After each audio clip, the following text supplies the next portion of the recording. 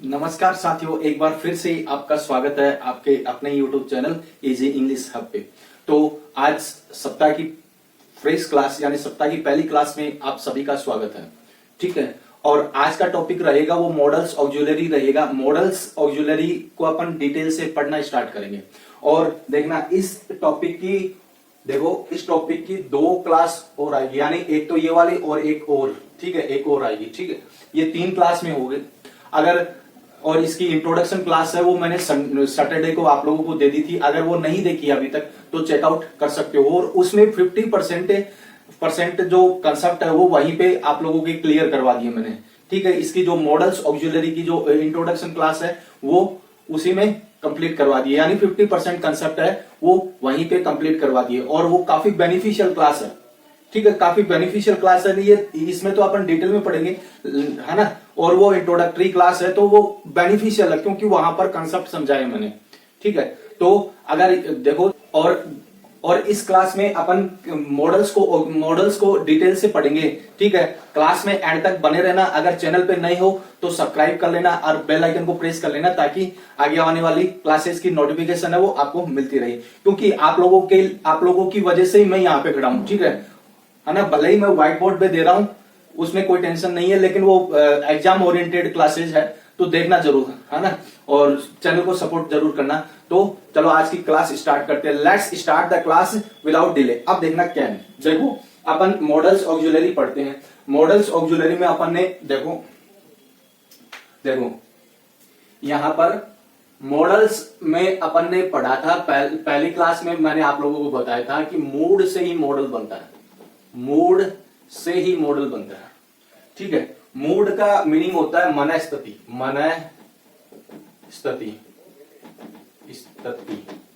ठीक है, यानी वो वर्ड्स, वो शब्द जो मन की स्थिति को बताते हैं वो मॉडल कहलाते हैं। और मॉडल ऑक्सिलरी है वो सेंटेंस में हेल्पिंग वर्ब का काम करती है, इतना समझ लेना आप लोग। ठीक है, अब देखना कैन।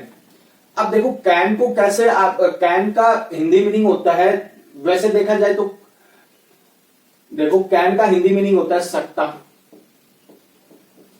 शक्ति, वो शक्ति पावर वाली शक्ति नहीं, ठीक है, शक्ति, सकते, है ना, ये मीनिंग होता है।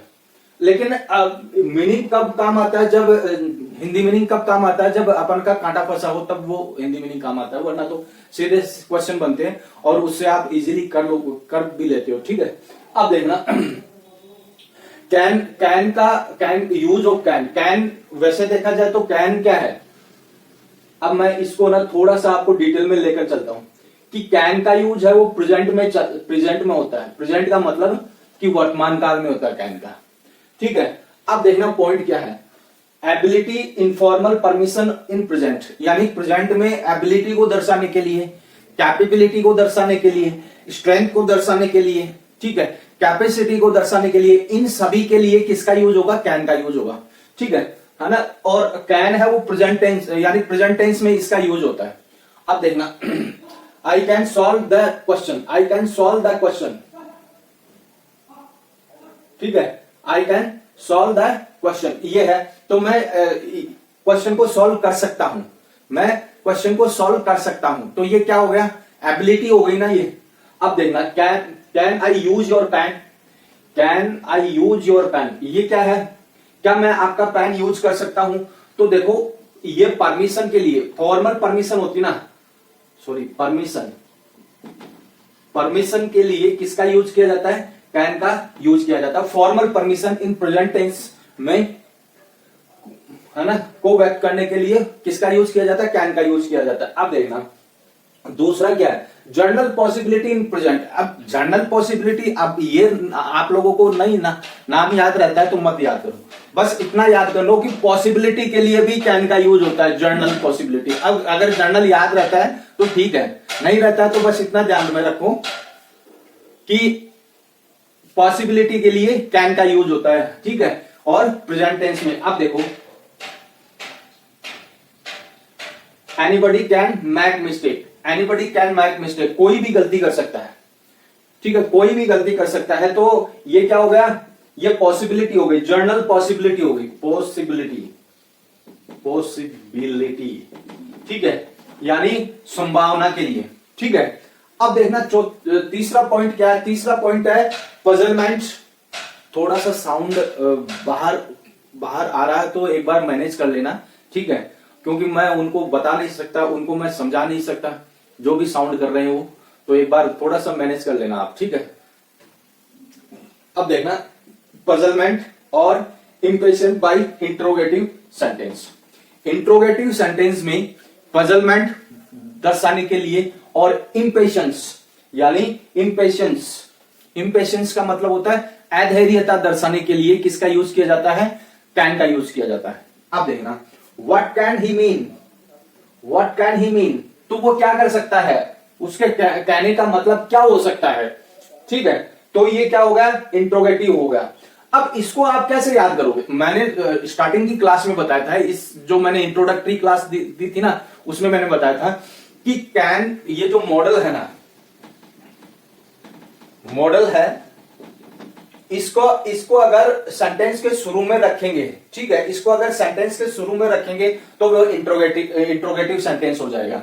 ठीक है, अब कैन को अगर मान लो कि सॉरी, हाँ, इंट्रोगेटिव सेंटेंस हो जाएगा।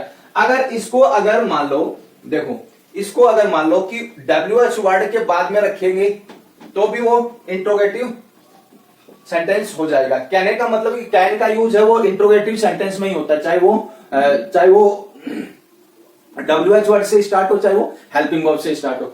बात ये है कि कैन का यूज है वो मतलब इंट्रोगेटिव सेंटेंस में तो होता है, लेकिन वो पजलमेंट और इंपेशंस को दर्शाने के लिए किया जाता है।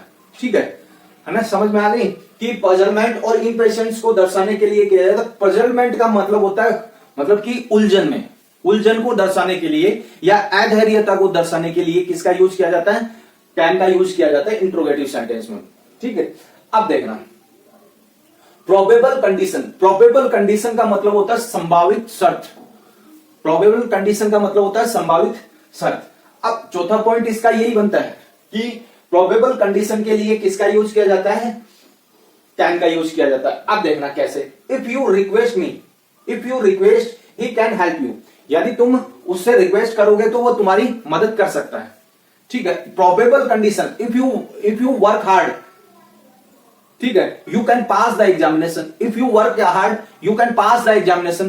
प्रोबेबल कंडीशन हो गई ना कि संभावित जो शर्त होती है उसके लिए भी किसका यूज किया जाता है? कैन का यूज किया जाता है। तो कैन को अपन को इतना ही समझना है कि प्रेजेंट में इसका यूज होता है। ठीक है, और कैपेसिटी, स्ट्रेंथ, इनको दर्शाने के लिए किया जाता है। देखो इसको कैसे आप लोग याद करोगे, है ना। वैसे मैंने लास्ट क्लास में इसकी जो चार्ट बना के दिया था ना, वो चार्ट आप लोग, वो टेबल आप लोग याद कर लेना। उसी टेबल से आप लोगों का 85% काटा है वो निकल जाएगा। ठीक है, समझ में आ गई चीज? तो वो टेबल याद कर लेना, क्लास पूरी देखना, वो है ना, अभी तक चेकआउट नहीं किया तो वो क्लास पूरी देखना, और तभी ये सेकंड क्लास समझ में आएगी। ठीक है, अब देखना, है ना। तो कैसे याद करोगे? कैन का यूज है वो एक तो कैपेसिटी, बस इतना याद कर लो, कैपेसिटी, ठीक है, और पॉसिबिलिटी इन प्रेजेंट, बस इतना याद कर लो, है ना। और इंट्रोगेटिव सेंटेंस में तो कैन का यूज कर ही सकते हैं, ऐसा तो कुछ है ही नहीं। ठीक है, कैपेसिटी और पॉसिबिलिटी, बस इतना याद कर लो। ये प्रोबेबल रही है, आपको नहीं याद रहता तो मत याद करो। ठीक है, और बाकी तो ये चार पॉइंट है इसके, है ना, जो मैं लेकर आया हूं। ठीक है, तो एक बार स्क्रीनशॉट लो, आगे और बताऊं मैं आप लोगों को। ले लिया स्क्रीनशॉट। अब देखना यूज ऑफ कुड। देखो यूज ऑफ कुड क्या है ना। देखो अगर देखो मैं एक चीज बता रहा हूं आपको कि कैन का यूज है वो प्रेजेंट में किया जाता है ना, समझ में आ गई चीज। कैन का यूज है वो प्रेजेंट में किया जाता है, लेकिन कैन के यूजेज को अगर पास्ट में ले जाना रहे, मेरी बात समझना, कैन के यूजेज को अगर पास्ट में ले जाना रहे तो उसकी जगह पर अपन कुड का यूज करते हैं, बस इतना ही डिफरेंस है। उसकी जगह पर अपन कुड का यूज करते हैं। समझ में आ गई चीज? कुछ पॉइंट्स हैं जिनके माध्यम से अपन समझेंगे। ठीक है ना। मोटा मोटी तो अपन को बस इतना ही समझना है कि कैन अगर प्रेजेंट है तो कुड पास्ट है, बस, है ना, इतना समझे। अब देखना कि प्रेजेंट फ्यूचर परमिशन के लिए, यानी प्रेजेंट या फ्यूचर परमिशन के लिए किसका यूज किया जाता है? कुड का यूज किया जाता है। अब देखना, could I use it now, क्या मैं अब इसको यूज कर सकता हूं? कुड आई स्मोक हियर, क्या मैं यहां पर धूम्रपान कर सकता हूं? ठीक है। अब देखना, तुम लोगों ने देखो कुड प्लस प्रेजेंट आए तो वो परमिशन हो गई किसकी? प्रेजेंट की। समझ में आ गई चीज? प्रेजेंट का मतलब हो गया नाउ, ठीक है, नाउ। और ऐसे वर्ड्स आए या प्रेजेंट की एडवर्ब्स आए, देखो कुड प्लस, इसको ऐसे समझना, कुड प्लस प्रेजेंट की एडवर्ब्स आए तो वो प्रेजेंट परमिशन हो गया, ठीक है ना। कुड प्लस फ्यूचर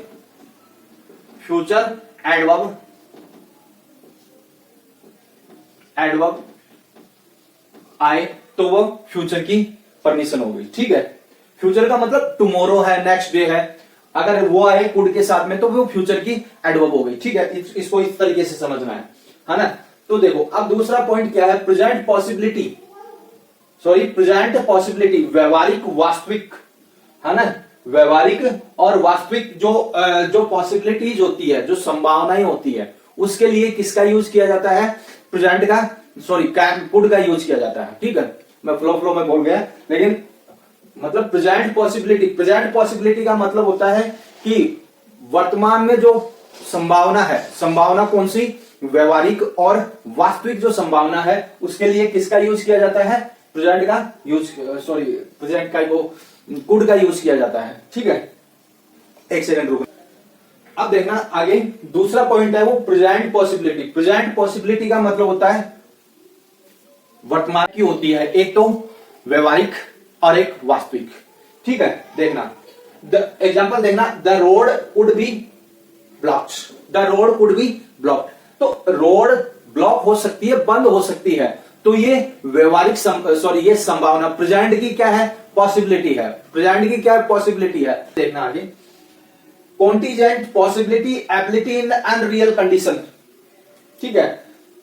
कॉन्टीजेंट आकस्मिक जो संभावना होती है, और एबिलिटी का मतलब होता है योग्यता, आकस्मिक संभावना या फिर योग्यता जो कि अनरियल कंडीशन, है ना, जिसमें अनरियल कंडीशन हो, यानी अवास्तविक जो शर्त है, उसके लिए भी किसका यूज किया जाता है? कुड का यूज किया जाता है, ठीक।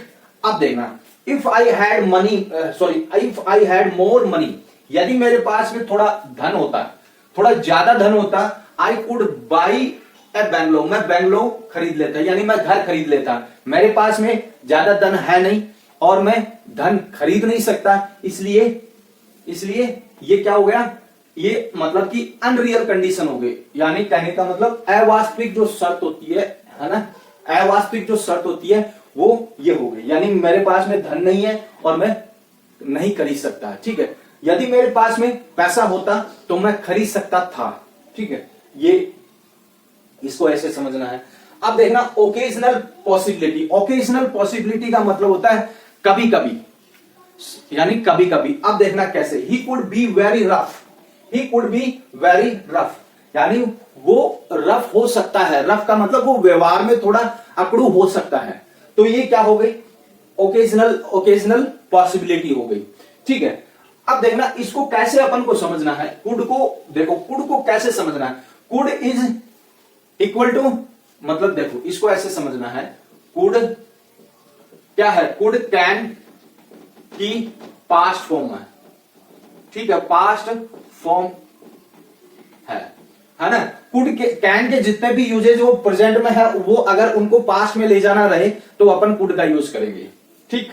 अब देखना प्रेजेंट पॉसिबिलिटी के लिए होता है इसका यूज, ठीक है। परमिशन के लिए होता है, परमिशन का मतलब होता है कि परमिशन फ्यूचर की भी हो सकती है और प्रेजेंट की भी हो सकती है, ठीक है। उसमें देखो फ्यूचर की है तो फ्यूचर एडवर्ब काम आएगी कुड के साथ में, अगर प्रेजेंट की है तो प्रेजेंट एडवर्ब काम आएगी कुड के साथ में, ठीक है। ये हो गया। अब क्या है, कॉन्टीजेंट, कॉन्टीजेंट एबिलिटी या कॉन्टीजेंट पॉसिबिलिटी। कॉन्टीजेंट का मतलब होता है आकस्मिक, बस इतना ध्यान रखो। देखो पॉसिबिलिटी तो है ही है, पॉसिबिलिटी तो है ही है पूरे, यानी कुड में, पूरे में कुड में आप लोग पॉसिबिलिटी को तो पढ़ोगे ही पढ़ोगे, लेकिन कॉन्टीजेंट, कॉन्टीजेंट का मतलब होता है आकस्मिक। आकस्मिक संभावना के लिए भी किसका यूज किया जाता है, प्रेजेंट, सॉरी प्रेजेंट का नहीं, कुड का यूज किया जाता है। अब देखना आगे, if I had more money, मेरे पास में धन होता तो मैं बंगलो खरीद सकता था। ठीक है, ये हो गया। अब ये क्या है, ओकेजनल पॉसिबिलिटी। ओकेजनल पॉसिबिलिटी का मतलब वो कभी कभी, ओकेजनल का मतलब होता है कभी कभी, कभी कभी संभावना के लिए यानी उसके लिए भी किसका यूज किया जाता है, कुड का यूज किया जाता है। तो अपन को इतना ही समझना है, देखो कुड कैन को अगर पास में ले जाए तो कुड का यूज होगा, बस, है ना। और कुड का यूज है वो पॉसिबिलिटी के लिए किया जाता है, बस इतना आप लोगों को ध्यान देना है और कुछ भी नहीं है। समझ में आ गई चीज, है ना। एक बार स्क्रीनशॉट लो, आगे और बताऊं मैं आप लोगों को। ले लिया स्क्रीनशॉट। अब देखना, अब पांचवा पॉइंट है वो क्या है, कुड में ही पांचवा पॉइंट है वो क्या है। अब देखना, could plus perfect infinitive. Could, देखो कुड प्लस परफेक्ट इंफिनिटिव। अब देखो इसको कैसे आप लोग याद करना है। अगर कुड के साथ में मान लो कि हैव का यूज हो रहा है तो वर्ब की थर्ड फॉर्म का यूज होगा, बस इतना ध्यान रखो, है ना।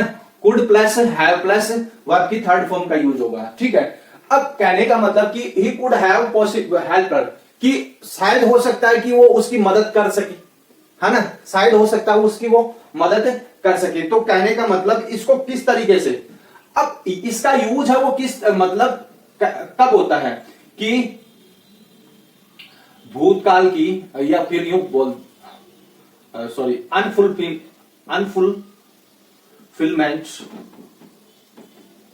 वर्क इन पास्ट,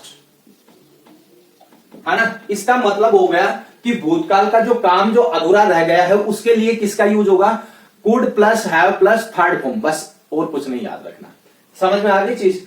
अब देखना कि अब अगर मान लो कि देखो मॉडल प्लस नोट का यूज हो जाए, है ना, एक बहुत ही इंपॉर्टेंट चीज बता के जा रहा हूं, मॉडल प्लस नोट का यूज हो जाए तो उस समय क्या होगा, बताओ, बता सकते हो कि कैन, देखो अगर मान लो कि कैन के साथ में अगर नोट का यूज हो जाए तो कैन के जितने भी यूज है वो सारे के सारे नेगेटिव मीनिंग देने लगेंगे। समझ में आ गई चीज। कैन का यूज है कैपेसिटी के लिए हुआ है, तो नोट का यूज होते ही वो किसका मतलब कि अनकैपेसिटी के लिए यूज होगा, ठीक है ना। एबिलिटी, देखो कैन का यूज एबिलिटी के लिए होता है, अब कैन के साथ में नोट का यूज होते ही वो डिसएबिलिटी के लिए यूज होगा। कहने का मतलब कि अगर मान लो देखो मॉडल के साथ में नोट का यूज होते ही मतलब इसका मीनिंग निकलता लेस, लेस का मतलब कमी, ठीक है, समझ में आ गई चीज। अगर मान लो कि कुड के साथ में नोट का यूज हो जाए, कुड के जितने भी यूजेज है, चाहे वो पॉसिबिलिटी हो, चाहे वो प्रेजेंट की हो, चाहे वो मतलब कॉन्टीजेंट हो, चाहे कुछ भी हो, कुड के जितने भी यूज है अगर इस कुड के साथ में नोट का यूज हो जाए तो वो लेस हो जाता है, यानी कहने का मतलब कि कमी हो जाती है, कुड के यूजेज में कमी हो जाती है ना। इस बात का भी आप लोगों को ध्यान रखना है, ठीक है। अब देखो कैसे, अब देखना कि अब इसका मतलब कि यहां मैं नोट का यूज करूं, he could note have help her, शायद उसने मदद नहीं की होगी, कहने का मतलब कि ये पक्की है कि उसने नहीं की होगी, यानी मतलब कि इसमें कोई संभावना नहीं है, फिर ये तो श्योरिटी है कि उसने मदद नहीं की होगी। तो कहने का मतलब कि मॉडल के साथ, देखो मेरा कहने का मतलब इतना ही है, मॉडल के साथ में अगर नोट का यूज हो जाए वो वहां पर लेस का मीनिंग दे रहा, लेस का मतलब होता है कमी का मीनिंग दे रहा, बस इस बात को ध्यान रखने लगा आप लोग। समझ में आ गई चीज। इसका भी एक बार स्क्रीनशॉट लो, आगे और बताऊंगा आप लोगों को। ले लिया स्क्रीनशॉट। अब देखना अगला यूज आता है, वो आता मे का, ठीक है। और ये मे मेरे को बहुत पसंद है, बताऊं क्यों, कि देखो देखना कि कैन, देखो कैन और मे, ये वैसे देखा जाए तो ये मतलब कि कैन का यूज भी प्रेजेंट में होता है और मे का यूज भी प्रेजेंट में होता है, और कहीं ना कहीं ये दोनों सिमिलर चलते हैं। समझ में आ गई चीज कि देखो कैन का यूज है वो प्रेजेंट में परमिशन के लिए होता है, और इसका भी, और मे का यूज परमिशन के लिए होता है, ठीक है ना। और जैसे कैन का यूज है वो पॉसिबिलिटी के लिए होता है, तो मे का यूज भी वो पॉसिबिलिटी के लिए होता है। लेकिन डिफरेंस क्या है इनमें? डिफरेंस ये है कि देखो कैन ऐसे है जैसे मान लो कोई पत्थर मार रहा हो, ठीक है, और मे ऐसे है जैसे मान लो कि कोई चोट पे मलहम लगा रहा हो। समझ में आ गई चीज, है ना। वो कैसे? देखो कि एक तो होता है कि अपन पूछते हैं कि भाई तू खाना खाएगा क्या, ऐसे पूछते हैं कि खाना खाएगा क्या, ठीक है, ऐसे पूछते हैं। और एक पूछते हैं भाई खाना खाओगे क्या, ठीक है। तो पूछने में फर्क है ना, पूछने में फर्क है ना। तो मतलब कि जब अपन अक्खड़पन से पूछते हैं तो उसके लिए कहीं ना कहीं कैन का यूज होता है, ठीक है। और जब अपन पोलाइटली पूछते हैं किसी से तो उसके लिए मैं का यूज होता है। देखो मैं आप लोगों को बता देता हूं कि एक भाई वैसे कोई ग्रामर की बुक में नहीं दे रखा है लेकिन समझने के लिए है ना। देखो कि कैन है ना, कैन है वो रूड है, कैन है वो रूड है, ठीक है, और मे है वो पोलाइट है। बस इतना ध्यान रखना, कैन है वो रूड है, मे है वो पोलाइट है, बस इतना ही डिफरेंस है, बाकी कुछ भी डिफरेंस नहीं है। प्रेजेंट में दोनों का यूज होता है, पॉसिबिलिटी के लिए होता है, परमिशन के लिए होता है, ठीक है ना। तो आप लोगों को इतना ही ध्यान रखना है कि देखो याद करने के लिए है, नहीं याद करने के लिए ही है, बाकी कोई ग्रामर की बुक में ऐसा नहीं दे रखा है, ठीक है, कि कैन रूड है और मे पोलाइट है, बस इतना ध्यान रखना है ना। अब देखना कैसे फॉर्मल परमिशन। देखो फॉर्मल परमिशन का मतलब होता है, देखो फॉर्मल परमिशन का मतलब होता है औपचारिक जो आज्ञा होती है परमिशन लेने के लिए, किसका यूज किया जाता है? मे का यूज किया जाता है। अब मैं यहां पर पोलाइट लिखूं तो गलत नहीं होगा भाई, ठीक है, मैं यहां पर पोलाइट लिखूं तो गलत नहीं होगा। पोलाइट परमिशन के लिए, या कई बुक में फॉर्मल परमिशन दे रखा है, कई बुक में पोलाइट परमिशन दे रखा है, ठीक है। पोलाइट परमिशन के लिए किसका यूज किया जाता है? मे का यूज किया जाता है।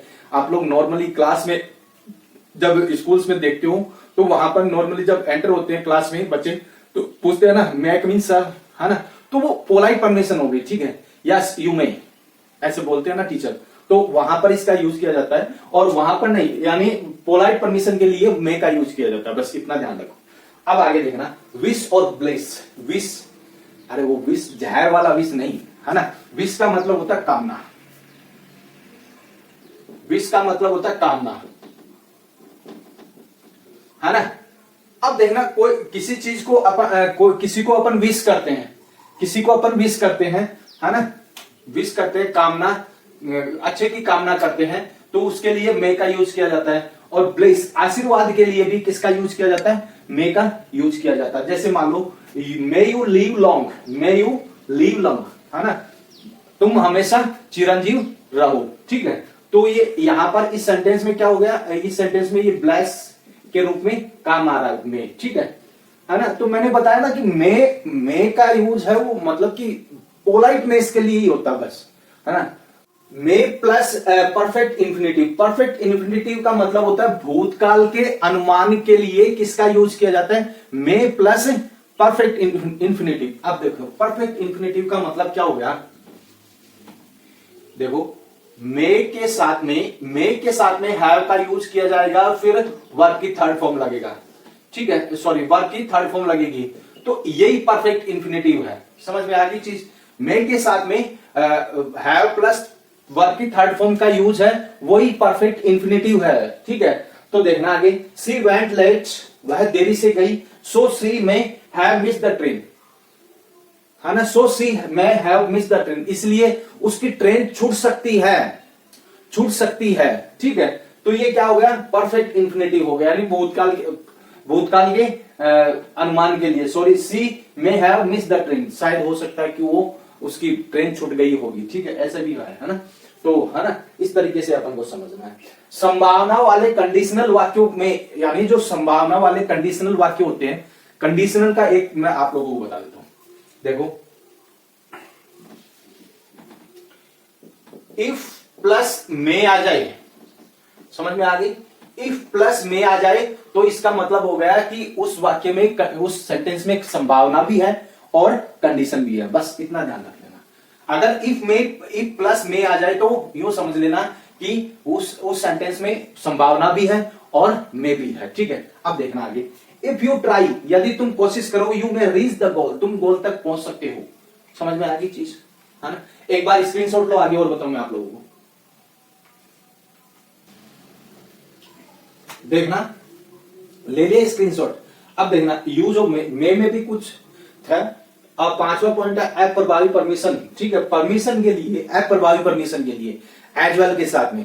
समझ में आ गई? परमिशन हो रही है, यानी परमिशन एक्सप्रेस हो रही है कोई सेंटेंस में और एज वेल के साथ में हो रही है, तो उसके लिए मे का यूज होगा। बस इतना ध्यान में रखो कि देखो, you may go as well you if you like, यदि तुम्हें पसंद है तो तुम जा सकते हो, यदि तुम्हारी मर्जी है तुम जा सकते हो, ऐसा भी कह सकते हो आप। ठीक है, तो कहने का मतलब कि परमिशन होती है और एज वेल के साथ में होगी, यानी कोई सेंटेंस में परमिशन एक्सप्रेस हो रही है और एज वेल के साथ में एक्सप्रेस हो रही है, तो क्या मीनिंग हुआ इसका मीनिंग हुआ कि वहां पर मे का यूज होगा। देखो इसको कैसे समझना है, देखो कैसे समझना है। मे है, ठीक है, प्लस एज वेल है, ठीक है, एज वेल है, और ये स्ट्रक्चर कब बनता है? जब अपन परमिशन देते हैं या परमिशन देते हैं। ठीक है, उसके लिए किसका यूज होगा? मे का यूज होगा, यानी परमिशन मतलब कि अप्रभावी परमिशन के लिए किसका यूज होगा? मे प्लस एज वेल का यूज होगा। इसको इस तरीके से समझना है। ठीक है ना? अब देखना यूज ऑफ माइट। अब मैं एक और चीज बता रहा हूं कि देखो, मैंने पिछली स्लाइड में भी बताया था कि मे के साथ में नोट का यूज हो जाए, वहां पर मे का जो मीनिंग है वो नेगेटिव निकलता है। बस इतना ध्यान रखना, नेगेटिव निकलेगा। समझ में आ गई चीज? नेगेटिव का मतलब लेस का मीनिंग निकलेगा, है ना? अब देखना आगे, माइट, यूज ऑफ माइट। एक सेकंड, अब देखो, हो गया, इंक खत्म हो गई। ठीक है, अब देखना माइट का यूज है वो रिमोट पॉसिबिलिटी के लिए यूज होगा। समझ में आ गई? रिमोट पॉसिबिलिटी के लिए किसका यूज होगा? माइट का यूज होगा। ठीक है, आगे बढ़ने से पहले मैं एक बात बताना चाह रहा हूं कि अगर क्लास को लाइक नहीं किया तो क्या किया? ठीक है, क्लास को तो लाइक करो कम से कम। इतनी मेहनत कर रहा हूं आप लोगों के लिए और फ्री कंटेंट अवेलेबल करवा रहा हूं, और सेकंड ग्रेड और रिट मेंस के लिए, तो थोड़ा सा तो आप लोगों को भी एफर्ट लगाना पड़ेगा। एफर्ट क्या है? थोड़ा एक लाइक के बटन को तो दबाना है। ठीक है, और अगर चैनल पे नए हो तो सब्सक्राइब बटन को दबा लेना। ठीक है, आप लोगों के सपोर्ट में ही खड़ा हूं मैं आगे। ठीक है, तो जरूर लाइक कर देना क्लास को। ठीक है, अब देखना माइट का यूज। देखो माइट का यूज क्या है कि रिमोट पॉसिबिलिटी के लिए यूज होगा। There are few clouds in the sky so it might rain, कि आकाश में थोड़े ही बादल है और बारिश हो सकती है, बारिश हो सकती है। ठीक है, बारिश हो सकती है, तो फ्यू क्लाउड्स, थोड़े ही बादल है, न के बराबर बादल है, हो सकती है बारिश। ठीक है, तो ये रिमोट पॉसिबिलिटी हो गई, यानी क्षणिक संभावना के लिए किसका यूज होगा? माइट का यूज होगा। ठीक है, आगे देखना, theoretical and factual possibility. Theoretical and factual possibility. अब देखना आगे, व्हाट यू से माइट बी ट्रू। तुम जो कहते हो सकता है वो सही हो। ठीक है, हो सकता है वो सही हो। अब देखो, माइट का यूज है वो पॉसिबिलिटी के लिए भी होता है, इसको इतना ध्यान रखना। फैक्चुअल, थ्योरेटिकल आप लोगों को नहीं ध्यान में रहे तो कोई दिक्कत नहीं है, लेकिन इतना ध्यान रख लेना कि माइट का यूज है वो पॉसिबिलिटी के लिए भी यूज होगा। ठीक है, अब देखना, व्हाट यू से माइट बी ट्रू, कि जो तुम कहते हो वो हो सकता है सही हो। ठीक है, तो इसमें किसका यानी थ्योरेटिकल और फैक्चुअल पॉसिबिलिटी एक्सप्रेस हो रही है। ठीक है, तो इस तरीके से है। तो एक बार स्क्रीनशॉट लो, आगे और बताऊं मैं आप लोगों को। अब देखना, ले ले स्क्रीनशॉट। अब देखना, might plus perfect infinitive. Might plus perfect infinitive का मतलब क्या होगा कि माइट के साथ में हैव प्लस थर्ड फॉर्म का यूज होगा। बस इतना ध्यान रख लेना। ठीक है, अब देखना, भूतकाल के अनुमान के लिए इसका यूज किया जाता है। देखो माइट के साथ में परफेक्ट इंफिनिटिव का यूज होता है ना, तो वो भूतकाल के अनुमान के लिए यूज किया जाता है। देखना, she might have missed the train, कि शायद हो सकता है कि उसने ट्रेन मिस कर दी होगी, ठीक है ना। सो सी वेंट अर्ली, इसलिए वो अर्ली जल्दी चली गई, ठीक है। तो हो सकता है, कंफर्म नहीं है यहां, हो सकता है, अनुमान लगा रहा अगला, ठीक है। अब देखना परमिशन, परमिशन के लिए भी माइट का यूज किया जाता है कि might I smoke in here, क्या मैं यहां पर स्मोक कर सकता हूं, ठीक है ना। अब देखना कैजुअल रिक्वेस्ट, कैजुअल रिक्वेस्ट का मतलब होता है आकस्मिक, ठीक है ना। कैजुअल रिक्वेस्ट का मतलब होता है, कैजुअल एक तो फॉर्मल बताऊं, एक तो फॉर्मल होता है, कैजुअल होता है। कैजुअल रिक्वेस्ट का मतलब होता है आकस्मिक जो रिक्वेस्ट होती है, जो प्रार्थना होती है, उसको बोलते हैं casual request. You might post this for me, तुम मेरे लिए ये पोस्ट कर सकते हो भाई, ठीक है, कैजुअल रिक्वेस्ट। अब देखना आगे रिप्रोकेबल रिक्वेस्ट। रिप्रोकेबल रिक्वेस्ट का मतलब होता है निंदात्मक जो रिक्वेस्ट की जाती है उसे रिप्रोकेबल रिक्वेस्ट बोलते हैं। अब देखो इसको कैसे, अब देखना इसको आप लोग टोंट भी बोल सकते हो इसको, मतलब कि ताना कसना भी बोल सकते हो इसको, ठीक है। अब यू माइट, है ना, ये अलग है, एग्जांपल अलग है। यू माइट हेल्प मी, तुम मेरी मदद कर सकते थे, तुमने मदद नहीं की, है ना, तुमने मदद नहीं की। यू माइट हेल्प मी, तुम मेरी मदद कर सकते थे। ताना जब अपन देते हैं, निंदा किसी की करते हैं, तो अपन निंदात्मक मतलब कि व्यंग्यात्मक शैली में बोलते हैं ना, तुम मेरी मदद कर सकते थे लेकिन तुमने नहीं की। तो वहां पर भी माइट का यूज होगा, उस चीज को बोलते हैं रिप्रोकेबल रिक्वेस्ट बोलते हैं, ठीक है।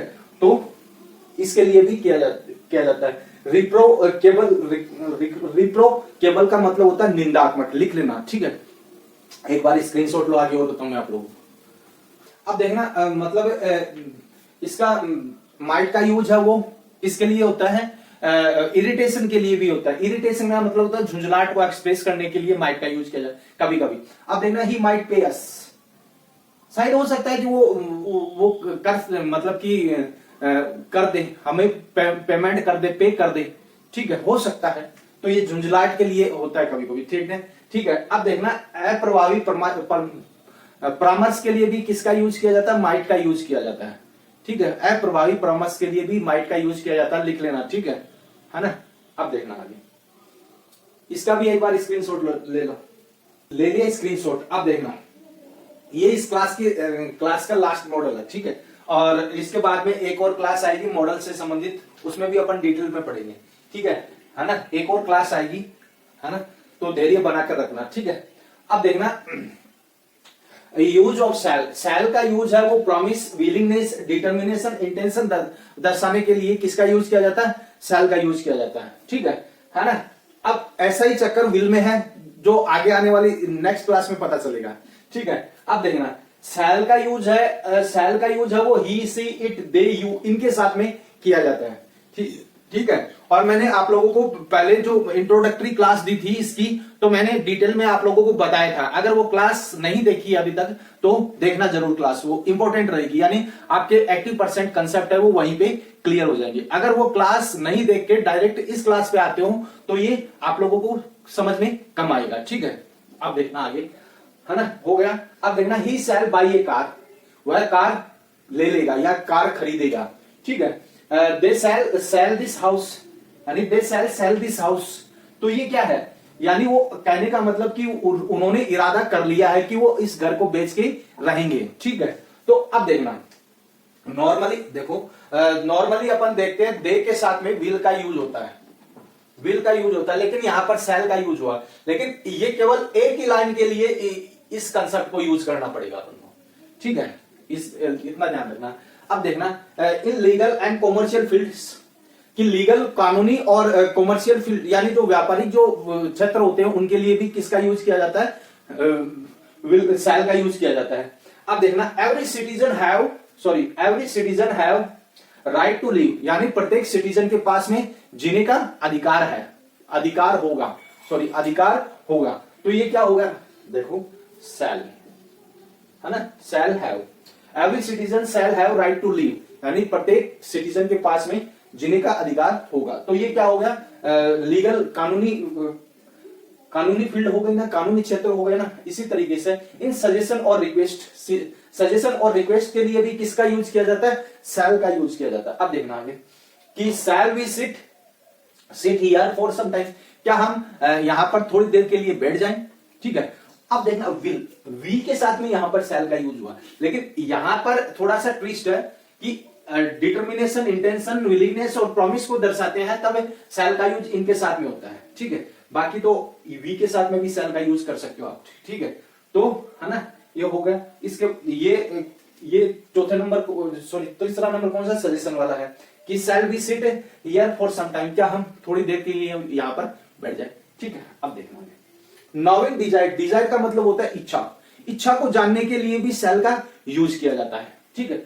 अब देखना shall I bring the files at your home, क्या मैं तुम्हारे घर पर फाइल्स लेकर आ जाऊं, ठीक है। क्या तुम्हारे घर पर फाइल लेकर आ जाऊं, तो अगले की डिजायर को जानने के लिए भी किसका यूज किया जाता है, शैल का यूज किया जाता है। तो इस तरीके से अपन को समझना कि विल, देखो इसमें क्या, देखो ये पेयर में चलती है, एक तो चलती है शैल, ठीक है, एक चलती है विल, ये पेयर में चलती है। अगर आप लोगों ने शैल को समझना है तो विल को भी समझना पड़ेगा, विल को समझना है तो शैल को भी समझना पड़ेगा, ठीक है।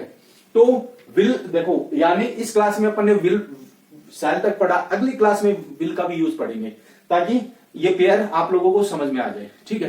तो क्लास को पूरा एंड तक देखा करो, ठीक है ना। तो एक बार स्क्रीनशॉट लो, आगे और बताऊंगा आप लोगों,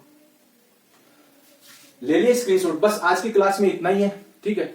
और अगर ये क्लास अच्छी लगी है तो लाइक जरूर कर देना, है ना। अगर चैनल पे नए हो तो सब्सक्राइब कर लेना और साथ ही साथ बेल आइकन को प्रेस कर लेना ताकि आगे आने वाली क्लासेस की नोटिफिकेशन आपको मिलती रहे, ठीक है ना। तो सपोर्ट जरूर करना चैनल को, है ना। आप लोगों की वजह से मैं यहाँ पे खड़ा हूं, आप लोग हो तो मैं हूं, ठीक है। आप लोग नहीं हो तो मैं नहीं हूं, आप लोगों के सपोर्ट, आपका सपोर्ट ही मेरे लिए बहुत कुछ मायने रखता है, ठीक है ना, ठीक है ना। तो सपोर्ट जरूर करना और अपने दोस्तों के ग्रुप में भी शेयर करना। एक और चीज बता दें कि अपने टेलीग्राम चैनल का नाम है इजी इंग्लिश हब, इसको भी आपको जाकर ज्वाइन हो जाना है, क्योंकि यहाँ पर पीडीएफ मिल जाती है, क्लासेस की जानकारी मिल जाती है। क्लास वैसे तो अपनी क्लास है ना शाम को 7:30 बजे आती है, इस प्राइम टाइम को आप लोग मत भूलना, ठीक है। ये प्राइम टाइम है, इसको मत भूलना आप लोग, ठीक है। शाम को 7:30 बजे आती है क्लास, ठीक है, सोमवार से लेकर शनिवार तक, ठीक है। तो एक दिन का ब्रेक होता है ना, ताकि जो सप्ताह भर में आप लोगों ने पढ़ा उसको अच्छी तरीके से रिवाइज कर लो। तो मिलते हैं नेक्स्ट क्लास में, बस इस क्लास को यहीं पे एंड करते हैं। जय हिंद, जय भारत।